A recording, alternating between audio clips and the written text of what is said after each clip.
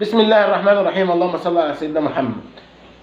كل حاجة دلوقتي واقفة ضد الزمالك. الأهلي عامل صفقات من نار، بن شرقي، جراديشار، العش، وأحمد رضا.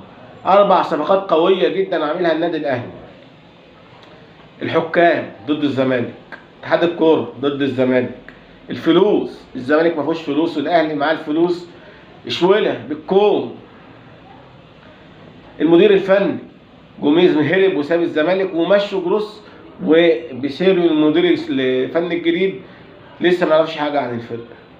مفيش اي حاجه في صالح الزمالك تقول ان الزمالك هيكسب الماتش ده، وهي دي الاجواء اللي نادي الزمالك بيخش يعلم على الاهلي فيها ويكسب منه المباريات والبطولات، زي ما حصل في السوبر الافريقي بالقضيه بتاعه الاسطوره ناصر منسي الاسطوره. هل نادي الزمالك يقدر يعمل كده الماتش الجاي؟ اكتبوا لنا رايكم في الكومنتات وفي التعليقات. هل نادي الزمالك يقدر يفجر مفاجاه ويكسب الاهلي؟ ويا سلام لو كسبنا الاهلي بسكور، كسبناه 3 أو 4 عشان تبقى الفضيحه بجلاجل، ونعرف بقى كابتن بيبو والاهلاويه وابراهيم سعيد واحمد شوشو بير ان احنا ما يهمناش لا صفقات ولا يهمنا فلوس الاهلي ولا اعلام الاهلي اللي عمال يطبل. واحمد بلال برضه ما اتعلمش من الدرس وطالع يقول لك الزمالك هيتغلب والزمالك ما يروحش احسن، والزمالك لو لعبنا بالاحتياط هنكسبه. طب انت لسه ما لعبتش الماتش، انت كده بتصدر للاعيبتك نفس الغلطه بتاعت المره اللي فاتت، ان انا مهما عملت انا كسبان المباراه. الحاجه الحلوه والخبر الحلو اللي معانا النهارده ان جمهور نادي الزمالك تذاكر المباراه خلصت. هتشوف استاد المباراه نص الجمهور الزمالك واخد المقاعد بتاعته بالظبط، وهو ده الامل اللي موجود دلوقتي عندنا. خلاص الامل في ربنا طبعا وفي الجمهور ان هو يفضل واقف ورا فريقه في اصعب الاوقات، وان لاعيبه الزمالك الرجاله تقف دلوقتي وتقدر انها تواجه الاهلي وتكسبه، وساعتها نادي الزمالك هيبقى في منافسه قويه وشرسه جدا على بطوله الدوري، وهنبعد النادي الاهلي عن المنافسه مع بيراميدز.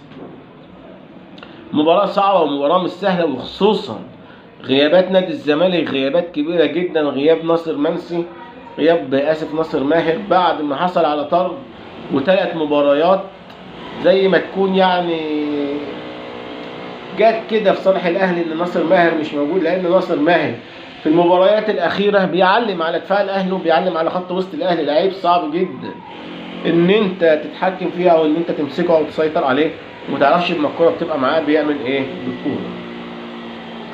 هل نادي الزمالك يقدر يفجر مفاجاه؟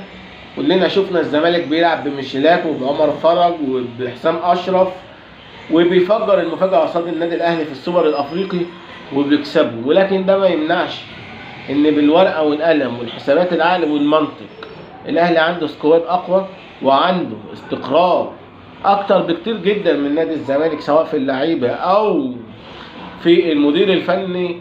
يعني كولر عندهم بقاله فتره كبيره جدا رغم اداؤه السيء، ولكن الاهلي برضه في ميزه ان هو بيصبر على المدرب بتاعه. يعني انا شايف ان جروس كان محقق نتائج كويسه، ومجلس اداره نادي الزمالك بصراحه استعجل ان هو يمشي المدرب قبل مباراه القمه. طب كنت سيبه، مش جايز كان جروس يقدر ان هو على الاقل يتعادل مع الاهلي او يكسب الاهلي؟